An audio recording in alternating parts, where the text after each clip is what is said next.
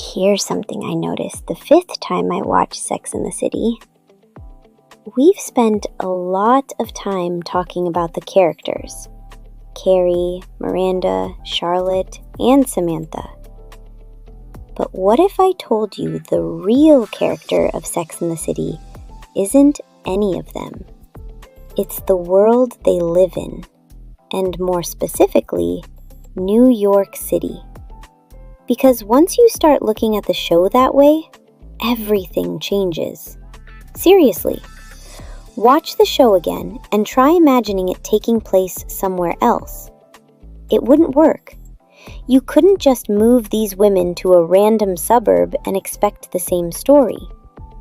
New York gives them permission to reinvent themselves. It's loud. It's glamorous. It's lonely. It's exciting. It's exhausting. Sometimes it feels like the city is encouraging them. Other times it feels like it's testing them. And I love that. Because the city isn't just where the story happens. It's part of the story. It's almost like another friend sitting at the table, quietly influencing every conversation without saying a single word.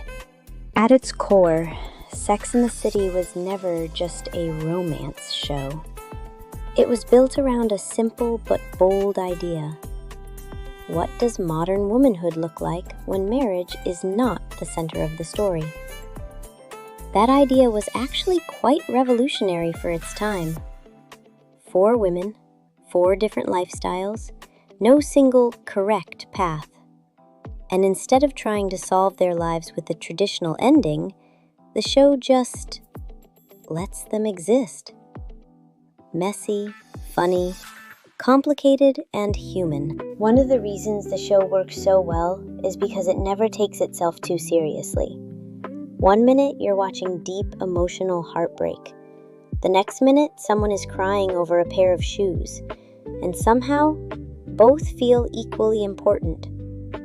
That balance is actually very smart, because real life is like that too. You can be devastated about love and still care about what you're wearing the next day. Instead of thinking of them as separate personalities, you can think of them as a system of ideas. Carrie, like the emotional storytelling, romantic and chaotic. Miranda, the logic, independent and realistic. Charlotte as the traditional, structure and idealist. Samantha as the free, autonomy and self-definition one. And the magic of the show is that none of them wins. There is no final lesson where one lifestyle is proven correct. They just coexist and constantly challenge each other. So, why this show still matters? The reason people still talk about Sex and the City is not nostalgia.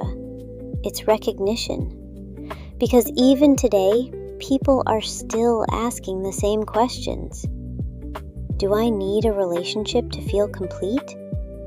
Can I prioritize my career and still want love? Is independence loneliness or freedom? Why do we judge women's choices so harshly? The show doesn't answer these questions. It just puts them on the table. So that's why I don't actually think Sex and the City is about dating. I know, that probably sounds ridiculous. The entire show is built around relationships. People date, they fall in love, they break up, they get married, they have sex.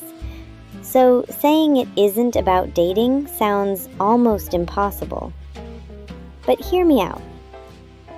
I think dating is just the excuse the writers use to ask much bigger questions.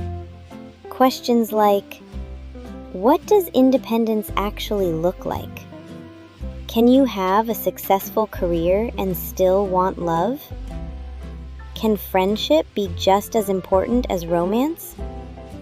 Can a woman build a meaningful life without following the path everyone expects her to follow? Those are the questions that stayed with me. not who dated who. Thank you so much for listening. I'll see you next time on Women Speaking.